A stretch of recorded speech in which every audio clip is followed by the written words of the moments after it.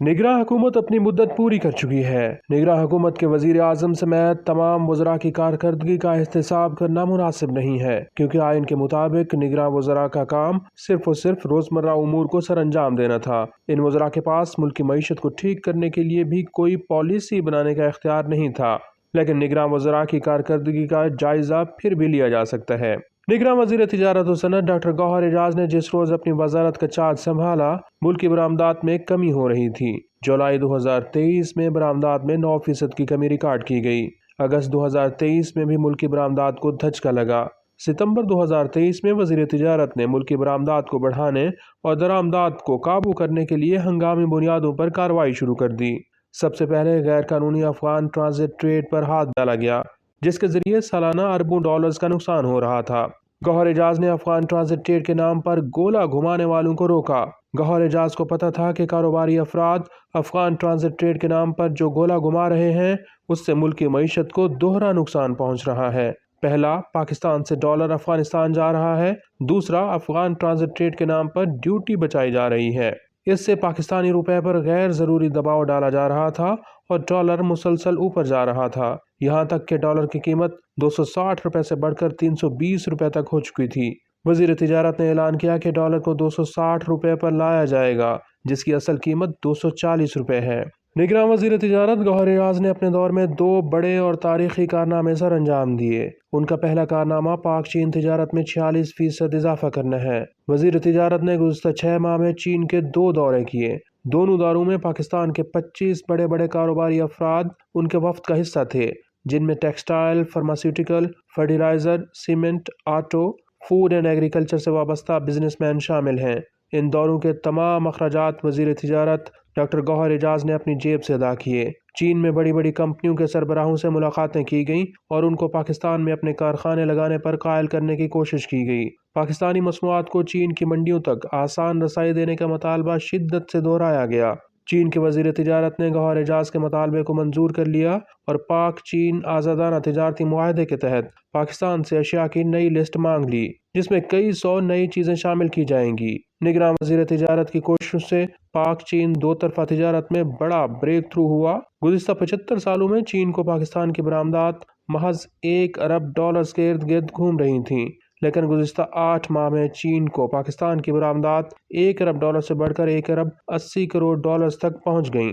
گوہر اعجاز نے اپنے دور میں خلیجی ممالک کے ساتھ آزادانہ تجارت کا معاہدہ کر کے دوسرا بڑا کارنامہ سر انجام دیا۔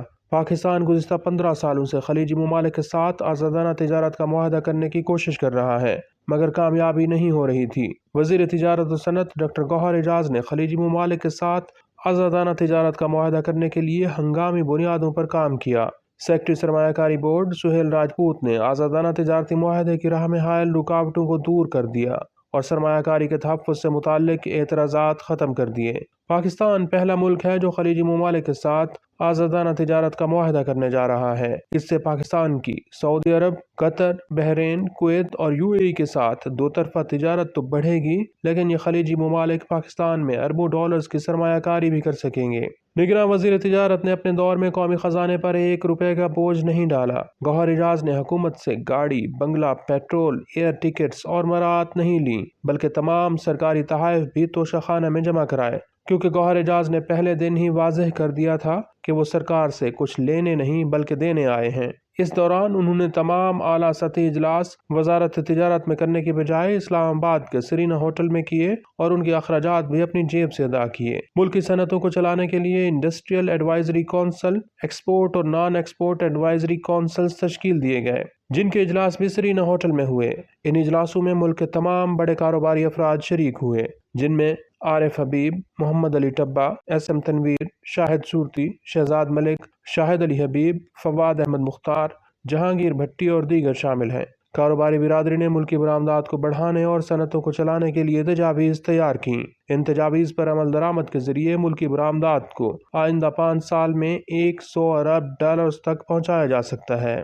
سرکاری اعداد و شمار کی روشنی میں ڈاکٹر گوہر اعجاز کی کارکردگی کو پرکھنا کوئی مشکل کام نہیں ہے۔ گزشتہ 8 ماہ کے دوران ملکی برآمدات میں مجموعی طور پر 2 ارب ڈالر سے زائد کا اضافہ ہوا ہے۔ ادارہ شماریات نے جولائی 2023 سے فروری 2024 تک ملکی برآمدات کے اعداد و شمار جاری کیے ہیں۔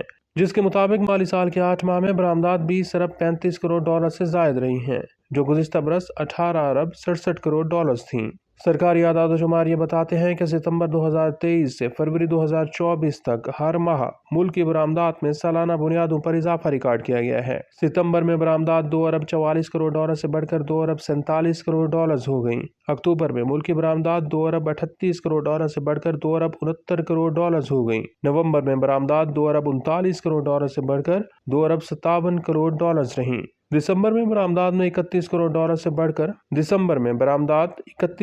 سے بڑھ کر 2 ارب 81 کروڑ ڈالرز ہو گئیں۔ جنوری میں بھی برآمدات 19 کروڑ ڈالر سے بڑھ کر 2 ارب 78 کروڑ ڈالرز ہو گئیں اور فروری میں برآمدات 2 ارب 18 کروڑ ڈالر سے بڑھ کر 2 ارب 57 کروڑ ڈالرز ہو گئیں۔